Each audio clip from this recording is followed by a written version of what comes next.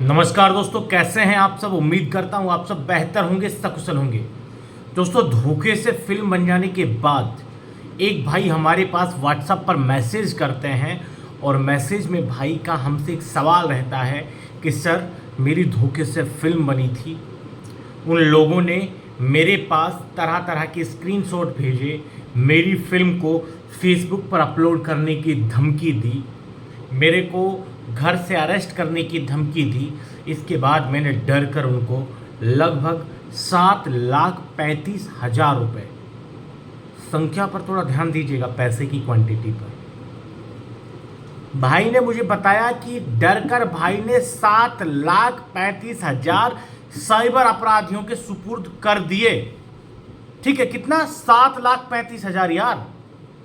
और उसके बाद भी भाई आज तक डरा हुआ है, क्योंकि पता है कारण क्या है?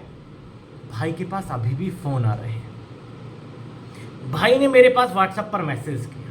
मैंने भाई से जब पूछा कि भाई लास्ट टाइम फोन कब आया था, तो भाई ने बताया कि उनके पास लास्ट टाइम 31 जुलाई को सुबह 8 बजे फोन आया था। उसके बाद से अब तक फोन नहीं आया, पर भाई फिर भी डरा हुआ है। और भाई का जो मुख्य सवाल था वो ये था कि जब मैंने पुलिस में कंप्लेंट दर्ज कर रखी है, मैंने पुलिस को अकाउंट नंबर दे रखे हैं, मोबाइल नंबर दे रखे हैं, तो पुलिस कार्रवाई क्यों नहीं कर रही? पुलिस उनको गिरफ्तार क्यों नहीं कर रही?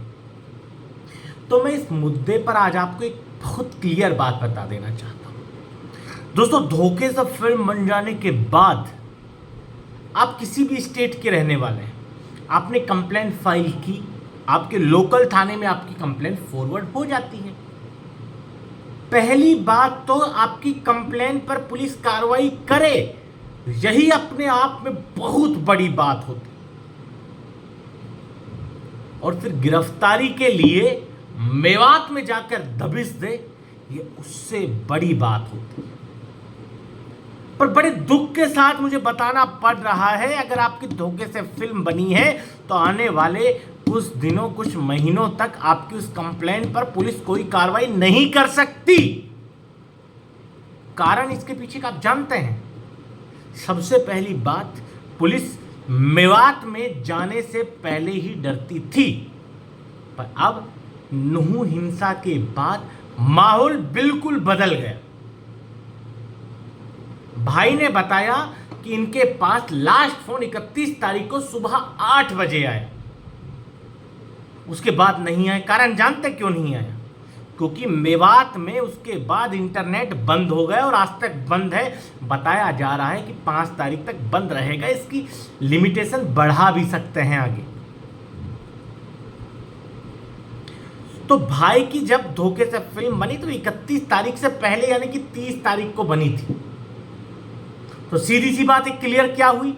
जो अपराधी था वो कहां का रहने वाला है? वो मेवात नूह, हरियाणा मेवात नूह, हरियाणा मेवात नूह, हरियाणा मेवात नूह, वहां का रहने वाला है। अगर कोई हरियाणा का रहने वाला सोनीपत बेल्ट का मेरा भाई है तो मुझसे कहना चाहता हूं कि हरियाणा नूह में जो साइबर अपराधी हैं वो कौन है पता है आपको? अब मैं यार नहीं बोलना चाहता। तुम्हारा यहाँ एक अपने आप को गोरक्षक कहने वाला सोनीपत का एक लोंडा है, जिम विम जाता है, बाइसेप्स वगैरह अच्छे हैं, माशाल्लाह, अच्छी बॉडी है उसकी। उसके जीजा मेवात में रहते हैं, ठीक है, उसके जीजा हैं, वो सोनीपत का रहने वाला जो गोरक्षक अपने आप को गौशाला चलाता है और गौशाला के नाम पर भीख मांगता है लोगों से। तो मेरे भाई, सीधी सी बात है कि देखिए, पहली चीज़ तो आपका सवाल था कि पुलिस उनको गिरफ्तार क्यों नहीं करती। कारण मैं आपको बता देता हूँ। उनके पास अकाउंट नंबर फर्जी होते हैं, उनके पास जो उनकी सिम कार्ड है वो फर्जी होती है। तो पुलिस को एक प्रोसेस चाहिए होता है, उनको सर्वेलेंस पे रखती है पुलिस, उनको ट्रेस करती है, उनकी एक्टिविटी पर नज़र रखती है, लोकल एरिया नेटवर्क की माध्यम से उनको पहचानने की, उनको ट्रेस करने की, उनको आइडेंटिफाई करने की कोशिश करती है। पर ये चीज़ें 31 जुलाई से पहले होती थी। पर मैं आपको लिखित में अभी फिलहाल दे सकता हूँ, लिखित में, बिल्कुल लिखित में। पेन कहाँ है यार? चलो पेन नहीं है, मैं ऐसे ही लिख दे रहा हूं तो समझ जाना। मैं लिखित में दे रहा हूँ, आप 31 जुलाई के बाद का रिकॉर्ड उठाकर देख लो कि मेवात में आने वाले समय में साइबर अपराधियों की कितनी गिरफ्तारियां होती हैं। 31 जुलाई से पहले आए रोज़ मेवात के हर गांव में एक दो गिरफ्तारियां चलती रहती थी। साइबर अपराधियों की तरफ से मेवात के हिंसा की साजिश रची गई, ये चीज़ मैं लिखित में दे सकता हूँ, क्योंकि उन लोगों पर नूह पुलिस ने बहुत बड़ी कार्रवाई करते हुए उनको गिरफ्तार किया था, उनकी बड़ी चेन को ध्वस्त किया था। उन लोगों का एक ही मकसद था नूह हिंसा के पीछे कि पुलिस के मोराल को डाउन करना, और वो साइबर अपराध करके आए रोज़ अकेले मेवात में बैठकर देश के मासूम लोगों से करोड़ों रुपए की जो ठगी कर रहे हैं उसको बचाना। उनका मूल मकसद नूह में हिंसा करने का यही था कि पुलिस उन लोगों पर कोई कार्रवाई ना करे, ठीक है, यही उनका मकसद था। इसी के लिए नूह में पूरी हिंसा प्रायोजित की गई, ये चीज़ आप समझ लीजिए, ठीक है। इसी की वजह से उन लोगों ने सबसे पहले साइबर थाने को फूंक दी। तो जो भाई इस उम्मीद में है कि पुलिस उनके अपराधियों को कुछ दिन में गिरफ्तार कर लेगी, तो प्लीज़ अपनी इस उम्मीद को अपने दिल में दबा कर रखें, क्योंकि पहले ही पुलिस यार मेवात में जाने से डरती थी। इस घटना के बाद कौन पुलिस वाला मेवात में जाकर दबिश देगा इन गांवों में? साइबर अपराध की घटनाओं की जो केस दर्ज थे ना, वो तो साइड बस्ते में चले गए, और साइबर अपराधी भी यही चाहते थे कि पुलिस का, देश के कानून व्यवस्था का साइबर अपराध की तरफ जो झुकाव अपराधियों को पकड़ने के लिए मेवात में पुलिस कर रही है उसको डाइवर्ट कैसे करें, और इसमें वो कामयाब हो गए। पुलिस आए रोज मेवात के नूह भरतपुर में साइबर अपराधियों की गिरफ्तारी करती थी। भरतपुर पुलिस हर रोज एक ना एक गिरोह को साइबर अपराधियों को गिरफ्तार करती थी। बताइए आज कितनी तारीख है? शायद 4 तारीख है आज। भरतपुर पुलिस ने एक गिरफ्तारी की है 4 दिन में, साइबर अपराधियों की नहीं की, क्योंकि उनका मूल मकसद हो गया अपने क्षेत्र में कानून व्यवस्था को स्थापित करना, शांति व्यवस्था बनाए रखना। हरियाणा नूह मेवात पुलिस आए रोज अपराधियों को गिरफ्तार करती थी। कितने लोगों को गिरफ्तार किया? एक भी नहीं, क्योंकि उनका जो मुख्य मकसद था साइबर अपराध को मेवात से खत्म करने का, वो डाइवर्ट कर दिया साइबर अपराधियों ने अपनी सोची समझी मानसिकता के चलते। जो पुलिस हर रोज अकेले मेवात से 10-20 साइबर अपराधियों को गिरफ्तार करके संविधान के दायरे में जेल के सलाखों के पीछे पहुंचाती थी, वो पुलिस आज इसी क्षेत्र में शांति व्यवस्था बहाल करने में लगी है। और यही साइबर अपराधी चाहते थे कि इनका गोरख धंधा चलता रहे, पुलिस का दिमाग दूसरे क्षेत्र में चला जाए, दूसरी तरफ डाइवर्ट कर दिया जाए, ये वो चाहते थे।